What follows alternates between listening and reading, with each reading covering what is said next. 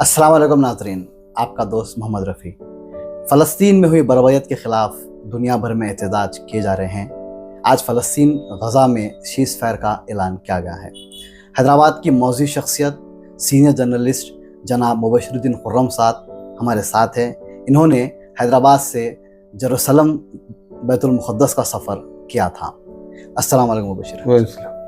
अब ये कौन से साल जो है आपने ये सफ़र का आगाज़ किया था, क्या मकसद था ये सफ़र? देखिए, ये 2012 में ग्लोबल मार्च टू जेरूसलम हुआ था, इमीडिएट आफ्टर फ्लोटिला मारमरा, जिस पर इजराइल ने हमला किया था। तो ये सफ़र जो है 4-5 ममालिक पर मुश्तमिल था। हम जो रवाना हुए थे हिंदुस्तान से,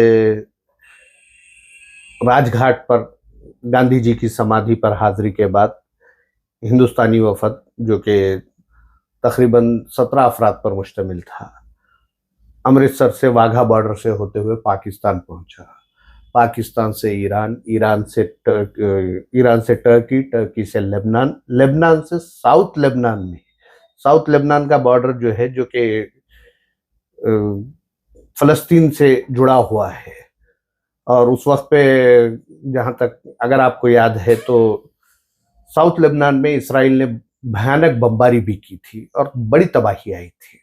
तो 2012 का वाक़या है जो हमने सफ़र किया था। आपके साथ 17 लोगों में कौन कौन शामिल थे? फिरोज मीठी बोरवाला, डॉक्टर सुरेश खेरनार, और पंजाब से एक साहब थे, और कश्मीर से मेरे दोस्त याकूब डार। इसके अलावा जो है इंशा मलिक करके एक लड़की थी, फरहा एक लड़की थी, डॉक्टर रागिब महाराष्ट्र से थे। ऐसे तहलका के सीनियर जर्नलिस्ट थे, हमारे कुणाल मजूमदार, वो मेरे साथ थे, और जर्नलिस्ट का ग्रुप। हैदराबाद से सिर्फ आप अकेले? जी हाँ, हैदराबाद से सिर्फ मैं अकेला था। तो यहाँ से पंजाब से या पाकिस्तान? पंजाब से पाकिस्तान वाघा बॉर्डर हमने ऑन फुट, यानी पैदल क्रॉस किया था जी। ऑन फुट पाकिस्तान में दाखिल हुए थे। जब लाहौर में हमारा बड़ा अच्छा इस्तकबाल किया गया था। लाहौर जब पाकिस्तान में एंटर हो गए, वाघा बॉर्डर से एंटर होने के बाद बाई कार हमने तकरीबन पाकिस्तान का सफर किया। कैसा रहा पाकिस्तान का सफर? पाकिस्तान का सफर, देखिए, पाकिस्तान और हिंदुस्तान में कोई ज्यादा फर्क नहीं है। खास तौर पे अगर हम हैदराबाद की गली कूचों को देखते हैं, हैदराबाद के मोहल्ले जिस तरह के हैं, उसी तरह की सूरत हाल पाकिस्तान, खास तौर पर कराची की भी है। कराची के मुख्तलिफ इलाकों में जहाँ पे अच्छी खासी आबादियाँ जो हिंदुस्तान से गए हैं उनकी आबाद है, वहाँ पर कल्चरली हम अब भी एक हैं। मैं ऐसा समझता हूँ कि तहजीबी एतबार से हिंदुस्तानी और पाकिस्तानी तहजीब में कोई ज़्यादा फ़र्क नहीं है। यहाँ से जो लोग गए थे वो गए ज़रूर हैं, लकीर ज़रूर खींची है। अक्सर हमारे काफ़िले में एक सॉन्ग चला करता था, सॉन्ग लगाया जाता था जो गाड़ी में हम सफ़र कर रहे थे, आओ लकीरें मिटा दें। जिस तरह से बर्लिन की दीवार तोड़ी गई थी, उसी तरह से इस लकीर को भी मिटाने की बात की जाती थी। लेकिन कई लोगों को ये बात पसंद नहीं आएगी, मगर जो हकीकत है, वो दौर ऐसा था कि अमन की आशा की जाती थी और कहा जाता था कि दोनों ममालिक के दरमियान अमन होना चाहिए। लेकिन हालात इस तेजी से तब्दील हुए हैं कि अगर आज पाकिस्तान की तहजीब की तारीफ भी करे तो उसे दहशतगर्द तस्वुर किया जाने लगा है। जबकि आज भी हिंदुस्तान में कई ऐसे लोग मौजूद हैं जो चाहते हैं कि पाकिस्तान के साथ दोस्ताना ताल्लुकात कायम रहे, वहाँ के लोगों का यहाँ आना, यहाँ के लोगों का वहाँ जाना बआसानी चलता रहे। अमन की आशा जो प्रोग्राम था, अगर आप जानते हैं तो टाइम्स ऑफ इंडिया अखबार उसका स्पॉन्सर हुआ करता था। कई जर्नलिस्ट थे, कुलदीप नैयर साहब थे। कुलदीप नैयर साहब अमन की आशा के एक ज़माने तक कन्वीनर रहे। जो लोग वाघा बॉर्डर से जाते थे, कुलदीप नैयर साहब जो अमृतसर गोल्डन टेम्पल में कमेटी की तरफ से उन्हें तहनीयत पेश की जाती थी। सब पाकिस्तान से सफर आपका फिर कौन से बॉर्डर पे गया, फिर वहां से पाकिस्तान से साहिली बॉर्डर पर कब पहुंचे आप? पाकिस्तान समुद्री रास्ते? पाकिस्तान से हम बाई रोड ही ईरान में दाखिल होना चाहते थे जी लेकिन पाकिस्तान गवर्नमेंट ने पाकिस्तान से हम बराए अफगानिस्तान जी ईरान में दाखिल होना चाहते थे लेकिन पाकिस्तान और अफगानिस्तान बॉर्डर पर जो सूरत हाल थी उस वक्त 2012 में तालिबान काफी एक्टिव थे, अल-कायदा एक्टिव थी और लोगों को निशाना बनाया जाता था। तो पाकिस्तान गवर्नमेंट ने हमें उसकी इजाजत नहीं दी, जिसके नतीजे हमें कराची से जाहेदान के लिए फ्लाई करना पड़ा था। वहां से कराची से जाहेदान ईरान का एक बॉर्डर स्टेट है जहाँ पे यूनिवर्सिटी ऑफ जाहेदान जो काफी मशहूर यूनिवर्सिटी है, दानिशगाह जाहेदान जिसे कहा जाता है, तो उस यूनिवर्सिटी हम पहुंचे थे कराची से फ्लाई करके। और एक बहुत अहम चीज उस वक्त मुझे मालूम हुई थी, जब कानून ये है कि अगर पाकिस्तान में कोई हिंदुस्तानी दाखिल होता है तो जिस मुकाम से वो आया है उस मुकाम पर वापस जाने के बाद ही कहीं और का सफर कर सकता है। यानी हम वाघा बॉर्डर से एंट्री लिए थे, ऑन फुट एंट्री लिए थे, यानी पैदल गए थे। तो पाकिस्तान से हमें निकलना भी उसी रास्ते से पड़ेगा, वाघा बॉर्डर से वापस ऑन फुट इंडिया जाना पड़ेगा। आप फ्लाई नहीं कर सकते, आप ट्रेन से नहीं जा सकते, आप कोई गाड़ी से नहीं जा सकते। हमें वापस अमृतसर जाकर के ईरान जाना पड़ेगा। ये बात हमें पता चली कराची एयरपोर्ट पर, जिना इंटरनेशनल एयरपोर्ट पे, जब हम पहुंच के बोर्डिंग पास ले चुके थे जी। अचानक से हमारे ग्रुप में परेशानी की लहर दौड़ गई कि भाई जब फ्लाइट चढ़ना है, हम लोग 5 लोग फ्लाई कर रहे थे पाकिस्तान से जाहेदान के लिए, बाकी जो है डायरेक्ट तेहरान आने वाले थे। तो इमिग्रेशन अथॉरिटीज ने रोक दिया कि भाई आप ट्रैवल नहीं कर सकते, आपको वापस हिंदुस्तान जाना पड़ेगा, वहां से आप ट्रैवल कीजिए। पाकिस्तान का जो कानून है हिंदुस्तानियों के लिए, अगर बाय एयर आए हैं तो बाय एयर, बाय ट्रेन आए हैं तो बाय ट्रेन, ऑन फुट आए हैं तो ऑन फुट, बाय कार आए हैं, बाय रोड आए हैं तो बाय रोड वापस जाना पड़ेगा। तो बड़ी दुश्वारी पैदा हो गई और हम जो है परेशान हुए। कराची में पालेर इंस्टीट्यूट करके एक है, बड़ा इम्पोर्टेंट इंस्टीट्यूशन शुमार किया जाता है कम्युनिस्ट आइडियोलॉजी का। अच्छा। उसके सरबराह हुआ करते थे, मुझे अभी नाम याद नहीं आ रहा है, हाल ही में उनका इंतकाल हुआ। तो उन्होंने मदाखलत की और उस वक्त की जो एक्सटर्नल अफेयर्स मिनिस्टर थी पाकिस्तान की, हिना रब्बानी ने डायरेक्ट फोन किया कराची इंटरनेशनल एयरपोर्ट अथॉरिटीज को, फोन करके कहा कि ये हमारे गेस्ट हैं, हिंदुस्तान से आए थे, इनके सफर में कोई दुश्वारी पैदा न की जाए, इन्हें आगे जाने दिया जाए। लेकिन अथॉरिटीज ने उन्हें कानून बताया कि भाई इस तरह की सूरत हाल है और आप इस्लामाबाद से ऑर्डर दे रही हैं, तो कैसे इसे कबूल किया जा सकता है, कानून है। और बाद में कुछ ऑफिशियल्स, मैं समझता हूं कि इमिग्रेशन के साथ साथ कुछ सीक्रेट एजेंसीज वगैरह भी एक्टिवेट हो गई थी, क्योंकि बगैर कानून मालूम रखे के सफर हो रहा था।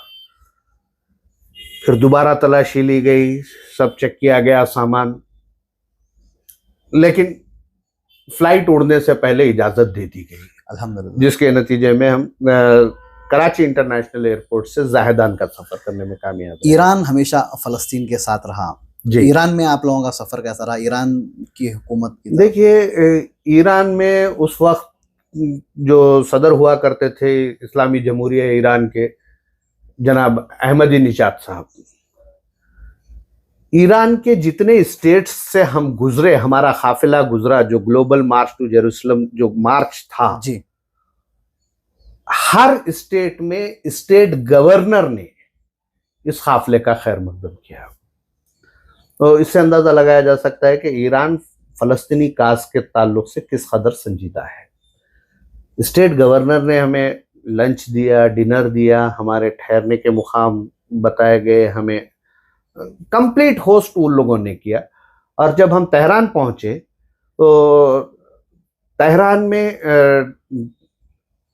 खिसर सदारत यानी वहाँ के प्रेसिडेंशियल हाउस में जी हमें मदऊ किया गया। अहमदीनेजाद हमसे मुलाकात की, ईरान की पार्लियामेंट में हमें ले जाया गया। उस वक्त स्पीकर होते थे ईरान पार्लियामेंट के जी doctor Ali Larijani. Doctor Ali Larijani ने लंच होस्ट किया। इसी तरह से ईरान की बड़ी हुकूमत तेहरान के मेयर जी डॉक्टर अली गालिबाफ, उन्होंने एक डिनर होस्ट किया था। फलस्तीनी काज के लिए कोई अगर काम करता है तो ईरान के पास उसकी अहमियत काफ़ी ज़्यादा है। हैदराबाद और ईरान के सकाफती रिश्ते भी रहे, तो हैदराबाद की झलकियां का ईरान में नजर आया। देखिए, खानों में भी मैं जो है यहाँ ईरान पर और झूठ हैदराबाद नहीं कहूँगा। जी यहाँ पर मैं ये कहता हूँ कि हैदराबाद में जो ईरानी चाय मिलती है वो ईरानी चाय ईरान में मुझे कहीं नजर नहीं जी आई। इसी तरह से जिस तरह ईरानी हलीम बिकती है वो ईरानी हलीम भी ईरान में कहीं नहीं। सकाफती रिश्ते जो मजबूत हैं उसकी वजह मैं जो समझता हूँ जी इल्मी सकाफत ईरान के साथ हैदराबाद की बहुत मजबूत रही है। जी। क्योंकि ईरान की यूनिवर्सिटी दौर से भी जो है हमारे बिल्कुल पास बिल्कुल वही कहने जा रहा था मैं। इल्मी सकाफत हमारी जो रही है जी ईरान की, अगर लाइब्रेरीज देखें आप, खुम यूनिवर्सिटी खास तौर पे खुम यूनिवर्सिटी की लाइब्रेरी, और अगर मैं गलत नहीं हूं तो मशहद लाइब्रेरी, जहां कहीं बड़ी बड़ी लाइब्रेरीज है वहां पर उर्दू मवाद अच्छा मौजूद है। उन लाइब्रेरीज से हैदराबाद और ईरान की इल्मी सकाफत के साथ साथ तो ईरान में उर्दू बोली जाती कई लोग हैं जी जो उर्दू में बातचीत करते हैं ईरान में। और ईरान फलस्तीनी काज के लिए सफर करने वालों को जो मरात देता है, जो फैसिलिटीज प्रोवाइड करता है, मैं ये कह सकता हूं कि ईरान से ज्यादा फलस्तीनी अवाम का हमदर्द कोई नहीं होता। और उस वक्त जब मैंने बातचीत की थी तो ईरान की तारीख पे, ईरान के सफर के दौरान वहाँ के माहिरीन जो प्रोफेसर्स वगैरह, एक और बात है ईरान में जो है डॉक्टर अहमदीनेजाद जो थे जी वो अमेरिका के लिए सबसे ज्यादा मतलूब तरीन अशखास की फहरिस्त में शामिल उस वक्त। लेकिन उसके बावजूद उनकी सिक्योरिटी का कोई ऐसा खास, वो अपने अवाम के दरमियान आराम से निकलते। वहाँ के फाइनेंस मिनिस्टर, उस वक्त के वजीर खारिजा जो एक्सटर्नल अफेयर्स मिनिस्टर थे, वो हमारे साथ ग्रुप में मूव कर रहे थे। हमसे मिलने के लिए जब वो आते थे तो एक दो गाड़ियों में आते थे। कोई ऐसा उनके सफर के दौरान कोई रास्ता रोकना करना, रिस्ट्रिक्शंस ऐसा कुछ नहीं था। कल्चरल डिफरेंस की अगर बात करें तो ये हमारे पास जो पॉलिटिकल कल्चर है वो कल्चर वहाँ पे कुछ नजर नहीं आया। अब इतने मुल्कों का सफर किया, अगर आपको कोई रहना दिल बोला तो आप जो है कहाँ रहना पसंद करेंगे? देखिए, वैसे तो मैंने अपने सहाफती सफर के दौरान 19 ममालिक का सफर किया है, जिसमें ये सफर भी शामिल है। इसके अलावा मैंने फिलीपीन, अमेरिका, सऊदी अरब, कतर, सिंगापुर वगैरह का भी सफर किया है।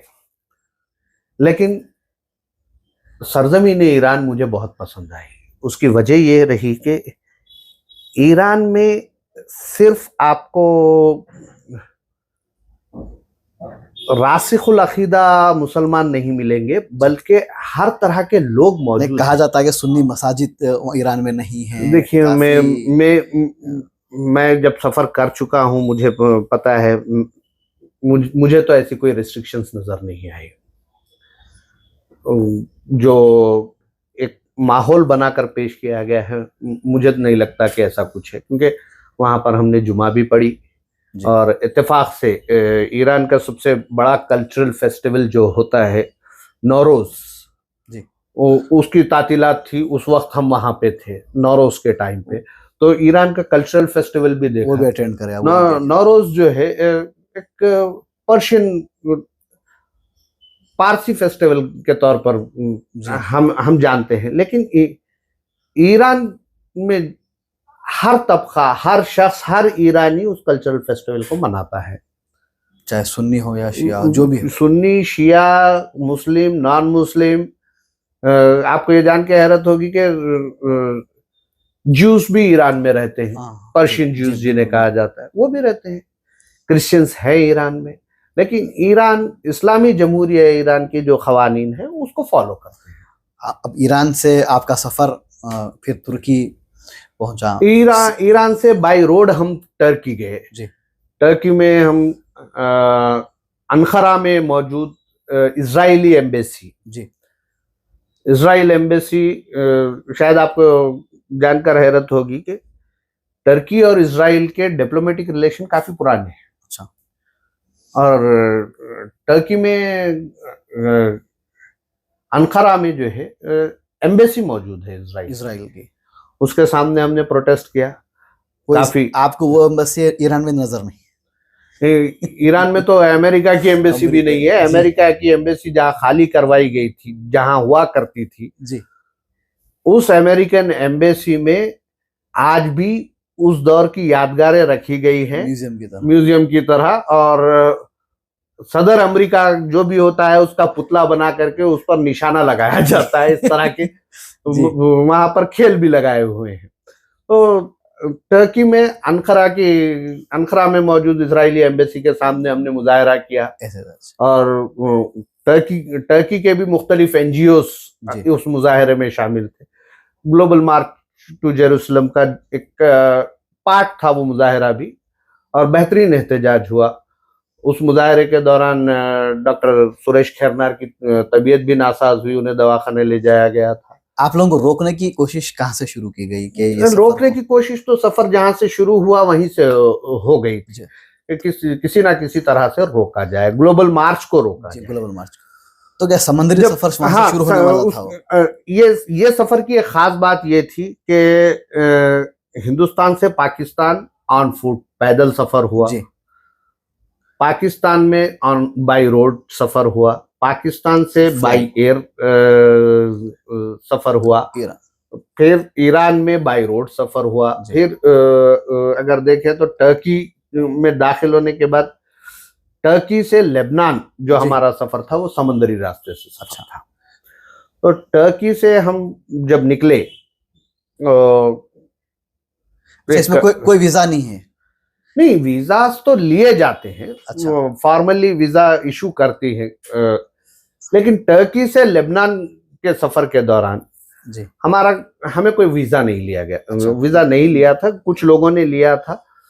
वीजा के जो रूल्स है उसके मुताबिक अगर मैं मेरी बात करूं तो मेरे पास अगर अमेरिकन वीजा है तो लेबनान ऑन अराइवल मुझे वीजा देना चाहिए इंडियन पासपोर्ट पर। अगर अमेरिकन वीजा, मेरे पास अमेरिकन वीजा था, हम तो इसी खुशफहमी में पहुंचे थे कि हमें ऑन अराइवल वीजा दे दिया जाएगा।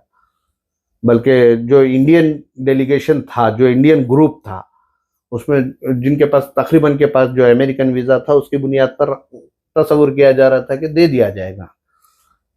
लेकिन जब हम वहां पर लेबनान की सरहद पर पहुंचे, समंदरी सरहद पर, साहिल पर जब पहुंचे, तो इस बात का ऐलान कर दिया गया कि अलाउ नहीं किया जाएगा, समुद्री रास्ते किसी को भी अलाउ नहीं किया जाएगा, और खास तौर पे इंडियंस आर नॉट अलाउड। उस वक्त मैं समझता हूँ कुछ 40 लोग हम हो चुके थे जो कश्ती पर थे। जिस तरह से फ्लोटेला निकलते हैं, छोटा बहरी बेड़ा था हमारा भी, रोक दिया गया। रात गुजर गई, रात भर, और यूएन सिक्योरिटी फोर्सेस लेबनान में। और कश्ती में हमें अंदर से बाहर भी निकलने नहीं दिया जाता था, अंदर बैठे रहो। हालत ये हो गई थी कि समंदर में रहकर पानी को तरस रहे थे। तो कितने दिन रहे आप कश्ती में? तकरीबन 48 घंटे। 48 घंटे तक, 2 दिन। जी जी तो उसमें हुआ ये था कि जो दूसरे कंट्रीज के, खास तौर पे बहरीन, इराक, ईरान, टर्की के जो पार्टिसिपेंट थे जी उनको अलाउ कर लिया गया था, इंडियंस को रोक दिया गया था। उस वक्त जब मैंने मेरे ऑफिस यानी सियासत को जब कांटेक्ट किया, वजह क्या थी इंडियंस को बिलखुसूस रोकने की? जी बिलखुसूस इंडियंस को रोकने की वजह यही कहा गया था कि इनके पास वीजा नहीं है इसलिए हम अलाउ नहीं कर रहे हैं। जी तो आपने सियासत को कॉल किया? हाँ, जनाब ज़हीरुद्दीन अली खान साहब, मैनेजिंग डायरेक्टर सियासत जो है, उनसे मैंने बात की, यानी बोट से, कश्ती से, कोई जी, जी। नीचे उतर नीचे। करके नहीं, मोबाइल चार्ज करने के बाद उनसे बात हुई, इतला दी कि भाई इस तरह से रोक दिया गया है।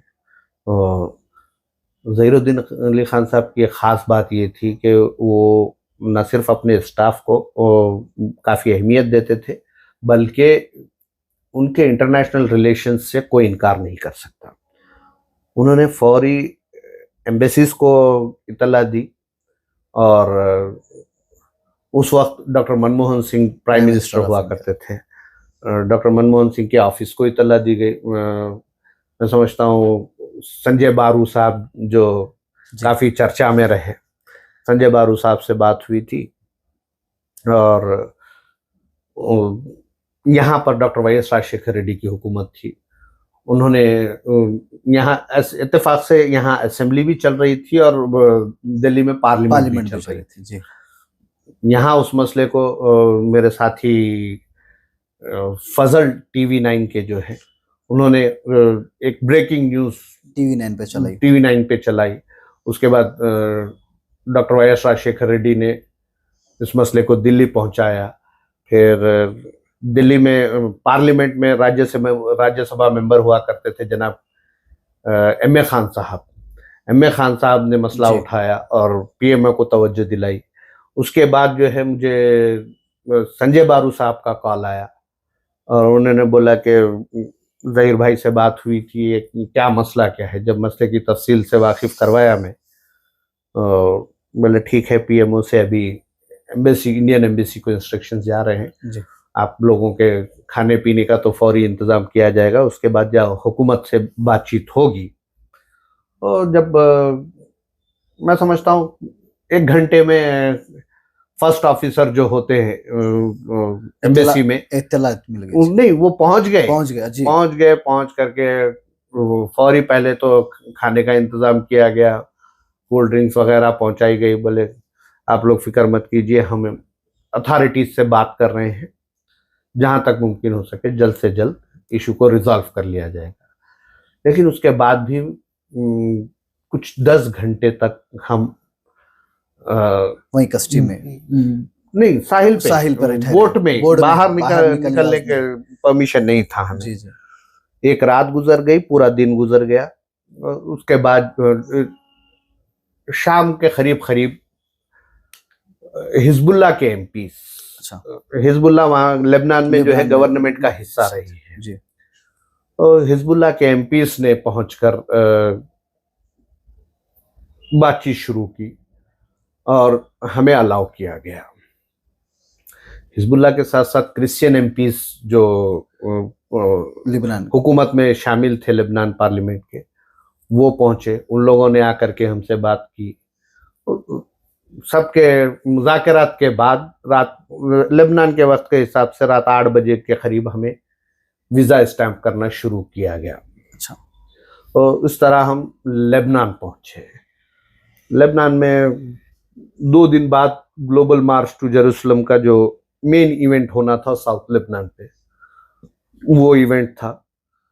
तो एक दिन हम वहाँ लेबनान में रहे, क्योंकि थके हारे आए थे, 2 दिन से नींद नहीं जी। तो वहाँ समंदरी सफ़र था। समंदरी सफ़र के दौरान काफ़ी तबीयत बिगड़ती है, तो तकरीबन सब ने ही आराम किया और उसके बाद प्रोग्राम में गए, जहाँ पे दुनिया भर की मुख्तलिफ तंजीमें जो फ़लस्तीनी काज के लिए काम कर रही थी, वो मुजाहरा कर रही थी। जिस मुकाम को बमबारी के जरिए इसराइल ने तबाह किया था, उसी मुकाम पर वो मुजाहरा हुआ जी। और उस मुकाम से कुछ फासले पर फलस्तीन की सरहद शुरू होती है। वहां से दाखिल होने का हमारा प्रोग्राम था जेरूसलम पहुंचने के लिए, लेकिन उस इजरायली फौज, इजरायली पुलिस, लाठीचार्ज हुआ, गोलाबारी हुई, आपकी मौजूदगी में आपके सामने। जी। हाँ जी। आंसू गैस शेल बरसाए गए। इस तरह से वहां पर जो प्रोग्राम होना था वो प्रोग्राम हुआ, उसके बाद डिस्पर्स कर दिया गया। तो वो एक तारीखी सफर था। तो लिबनान से आप जो है जेरूसलम पहुंचे या नहीं पहुंचे? नहीं, लेबनान फलस्तीन की सरहद तक हम गए, हमें दाखिल होने की इजाजत नहीं दी गई, क्योंकि एक तो वीजा के इश्यूज और फिर हजारों की तादाद में लोग जमा हो गए। हजारों की तादाद में लोग जो फलस्तीनी, जिन्हें फलस्तीन से निकाल दिया गया था और साउथ लेबनान में रिफ्यूजी की हैसियत से वो भी आपके साथ जुड़ गए। वो सब जुड़े हुए थे। जी जी जी। तो इजरायली फौज इन सबको हिजबुल्लाह के हामी के तौर पर देख रही है, जबकि इंसानी हुकूक के लिए जद्दोजहद करने वालों की जो तंजीमें होती हैं उनसे ताल्लुक रखने वाले ये लोग। अब जो हालात है फलस्तीन के, आपने जिस वक्त गए थे उस वक्त के हालात, अब के हालात, शीज फायर, इसके ऊपर आपका तबादला ख्याल? देखिए, सीज फायर एक आबादी को ख़त्म करने के बाद सीज फायर कोई मायने नहीं रखता। फ़लस्तीनी अवाम के जो हुकूक हैं, टू नेशन थ्योरी आज नई थ्योरी नहीं है।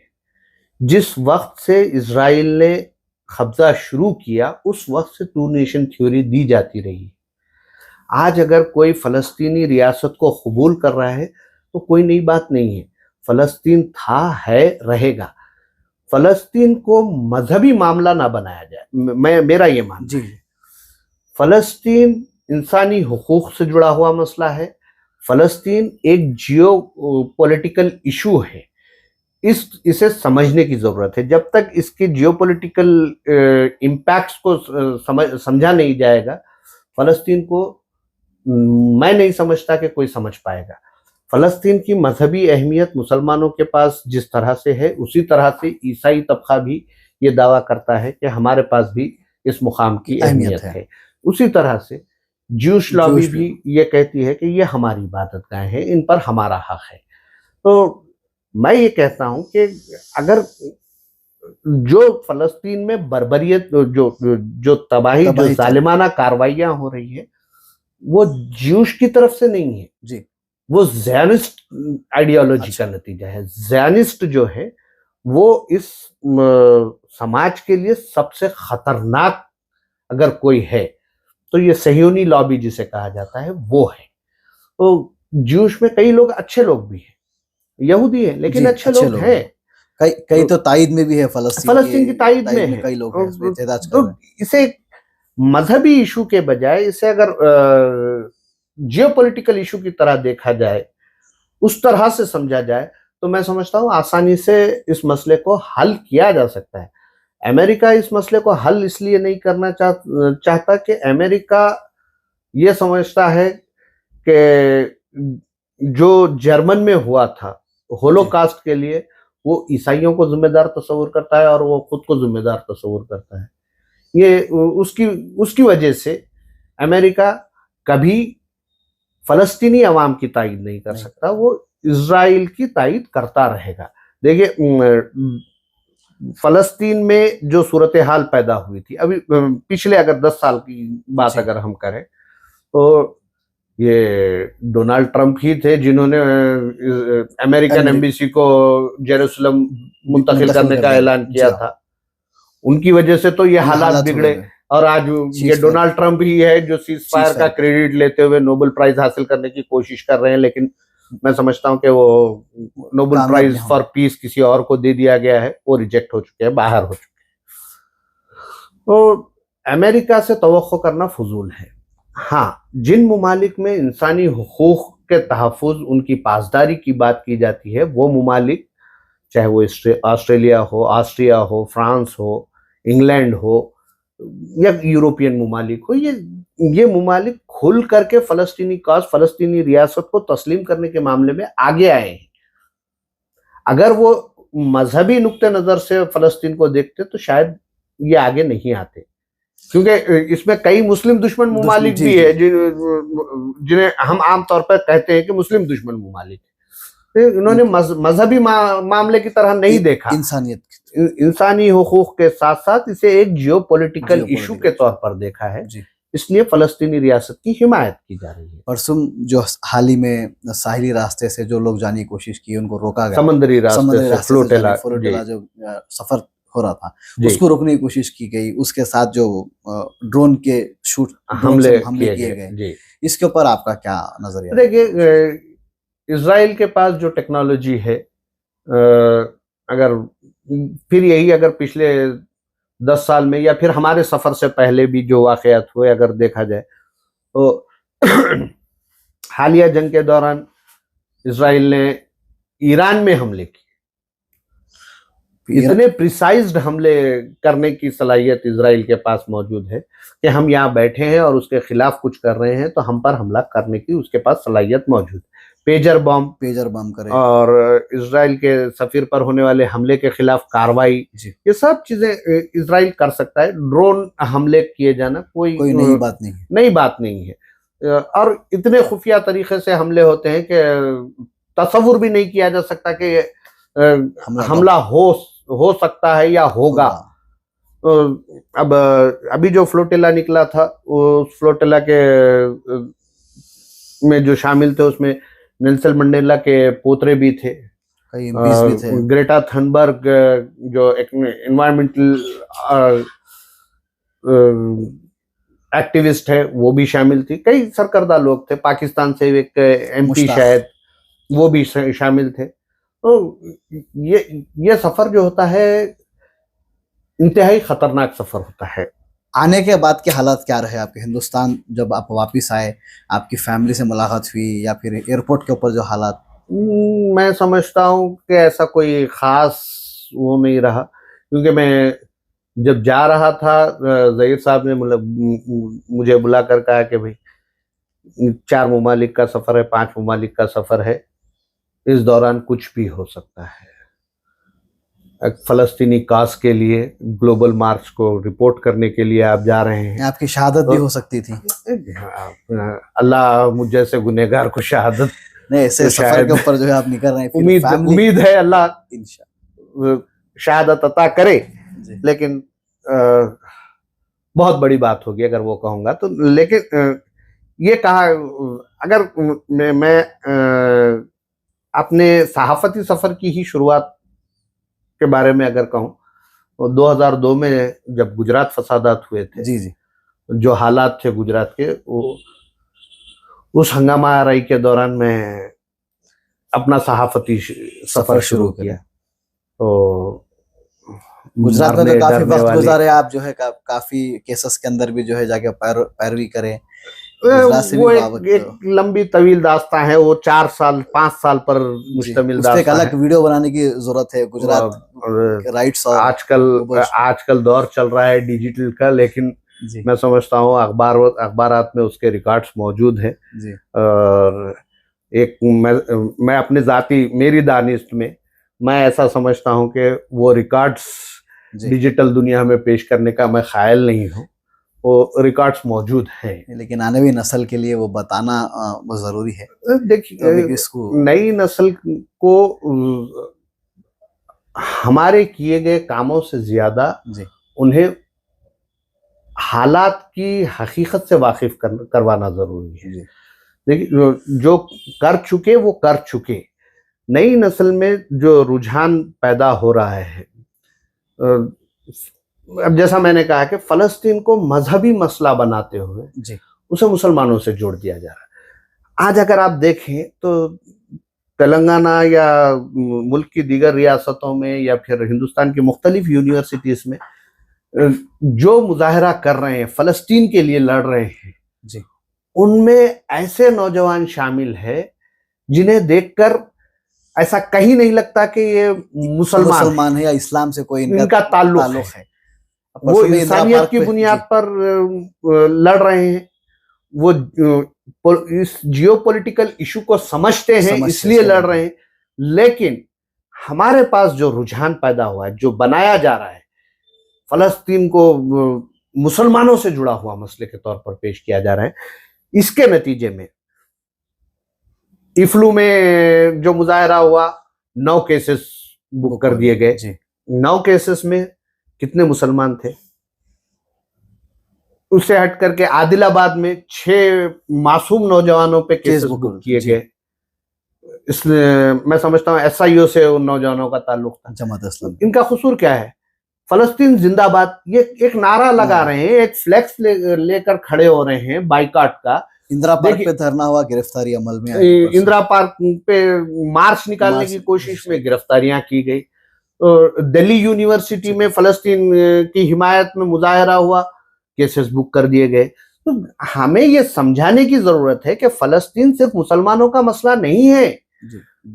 हमारी जो इंडिया की जो एक्सटर्नल पॉलिसी रही है, नॉन अलाइन पॉलिसी जो रही है, फलस्तीन के ताल्लुक से हमने जो मौक़िफ़ इख्तियार किया था, फलस्तीन ने हिंदुस्तान को अपना दोस्त समझा 1992 तक, जी 90s तक, जब नरसिम्हा राव जब तक वजीर आजम नहीं बने, इजराइल को हमने कबूल नहीं किया था। इजराइल से हमारे कोई सिफारती ताल्लुकात नहीं थे, फलस्तीन से थे। फलस्तीन के साथ हमारे सिफारती ताल्लुकात रहे, फलस्तीन को से आज भी हमारे सिफारती ताल्लुकात है। 90s में जब नरसिम्हा राव ने इजराइल को कबूल किया, उसके बाद इजराइल से हिंदुस्तान के ताल्लुकात बने। 90s तक जो इजराइल के हम दुश्मन थे। 90s के बाद ऐसी क्या तब्दीलियां लाई गई, क्या तब्दीलियां हुई?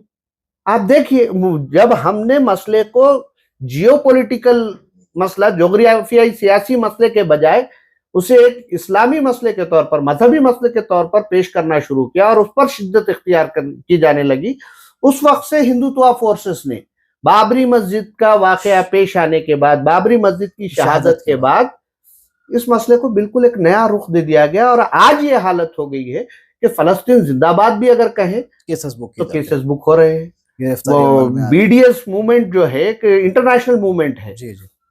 BDS मूवमेंट जो डाइवर्समेंट मूवमेंट चलाया जाता है, बाइकॉट डाइवर्समेंट मूवमेंट जो चलाया जाता है, BDS मूवमेंट इंटरनेशनल मूवमेंट है। ये मूवमेंट का हिस्सा बनने वाले सबसे ज्यादा कौन है? गैर मुस्लिम।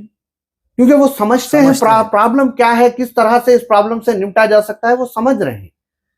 हमारा प्रॉब्लम इस मसले को मजहबी मसले के तौर पर, यकीनन क़िबला अव्वल है, हमारा पूरा हक है। सरजमीन फलस्तीन वो सरजमीन, मुक़द्दस सरजमीन है जहां पर नबी अकरम सल्लल्लाहु अलैहि वसल्लम ने अंबिया इकराम की इमामत की थी। मेराज का सफर वहां से शुरू हुआ था, इससे कोई इनकार नहीं है। वो हमारा पहला क़िबला है, वो क़िबला अव्वल है। मैं पहले ही कह चुका हूँ, क़िबला अव्वल है। उसकी मुसल्लमा हैसियत अपनी जगह पर, लेकिन दुनिया में मसलहत के साथ इस मसले को हल करने के लिए दीगर अबनाए वतन को, दीगर कौमों को भी हमें साथ लेकर फलस्तीन की जद्दोजहद करनी पड़ेगी। मस्जिद अक्सा को आज़ाद करवाना या मस्जिद अक्सा का हुसूल अगर हमारा मकसद रहेगा, तो उसके लिए हमें पॉलिसी तैयार करनी पड़ेगी। ऐसा नहीं है कि हम जिहाद कर मस्जिद अक्सा हासिल कर लेंगे या नारेबाजी कर फलस्तीन जिंदाबाद के नारे के साथ हम फलस्तीन हासिल नहीं कर सकते, मस्जिद अक्सा हासिल नहीं कर सकते। इसके लिए एक पॉलिसी मैटर है और बैनुल अक़वामी सतह पर, आलमी सतह पर इस सिलसिले में राय आमा को हमवार करना पड़ेगा। और वो उसी सूरत में मुमकिन है जब उसे जियोपॉलिटिकल मसले के तौर पर देखा जाए। नाजरीन, ये थे हमारे साथ सीनियर जर्नलिस्ट मुबशिरुद्दीन खुर्रम साहब, जो हैदराबाद से फ़लस्तीन का सफ़र तय कर चुके थे, साहिली रास्ते, समुद्री रास्ते से वहाँ तक पहुँच चुके थे। इंशाल्लाह हम उम्मीद करते हैं कि अगली मर्तबा वो फ़लस्तीन पहुँच जाएं।